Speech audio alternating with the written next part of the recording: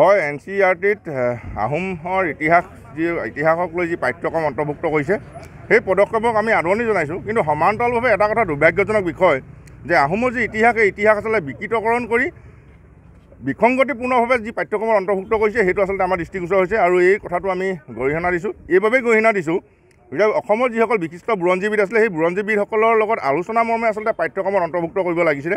কিন্তু হয়তো তেওঁলোকে এই কথাটো তেওঁলোকৰ প্ৰয়োজনীয়তা অনুভৱ নকৰিলে আৰু কাৰ আঙুলিৰ ঠাৰত আচলতে তেওঁলোকে এই গোটেই কামখিনি কৰিলে আমি এইটো আচলতে আমাৰ সন্দেহ হৈছে।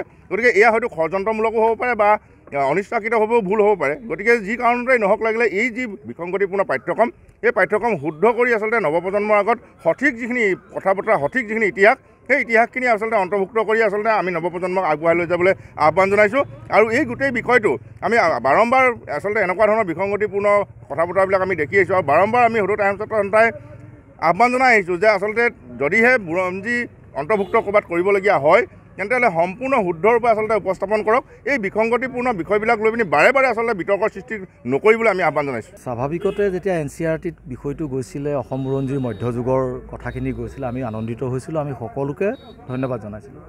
কিন্তু শেহতীয়াভাৱে দুটামান কথা শুনিবলৈ পাইছোঁ যে মধ্যযুগৰ বুৰঞ্জীত আহোমসকলৰ যিটো গৃহভূমি তাক ম্যানমাৰ বুলি কৈছে, যিটো স্বাভাৱিকতে অকল ম্যানমাৰ বুলি ক'ব নোৱাৰি।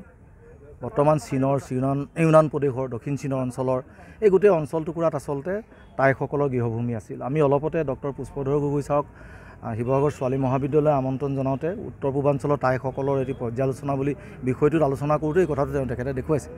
গতিকে টাইসকলৰ যিসকল বুৰঞ্জী আছে তাত এই কথাটো আছে বুলি আমি অলপ পঢ়িছোঁ আৰু অন্য মানুহেও কয়। গতিকে স্বাভাৱিকতে বিষয়টো অকণমান চাবলগীয়া যে তেওঁলোক আচলতে ক'ৰ পৰা আহিছিল।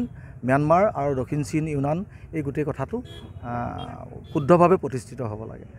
২ নম্বৰ কথাটো হৈছে কি টাইসকলৰ সম্পৰ্কে যিটো কথা কৈছে ফ'ৰ্চ লেবাৰ বুলি যিটো কৈছে, ফ'ৰ্চ লেবাৰ মানে তেওঁলোকক মানে ফ'ৰ্চ মানে শক্তি প্ৰয়োগ কৰি লেবাৰ কৰোৱা কথা কৈছে, সেইটো আচলতে নহয়, ফ'ৰ্চ লেবাৰ নহয়। তেওঁলোকক কাম কৰিবলৈ দিয়া হৈছে আৰু হেলা ৰঙে আৰু স্বয়ংক্ৰিয়ভাৱে তেওঁলোকে কাম কৰে। ৰজাৰ আদেশ মানিব পৰাটো সেই সময়ত এটা গৌৰৱৰ কথা।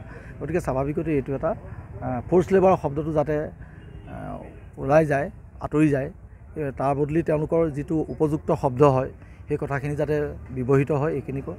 আৰু যদি আন কোনোবা 2-এটা ভুল আছে সেই ভুলবিলাক শুদ্ধ কৰি শুদ্ধ ৰূপত যাতে NCERT কিতাপত যায় তেতিয়া আমি আনন্দিত হ'ম, সুখী হ'ম।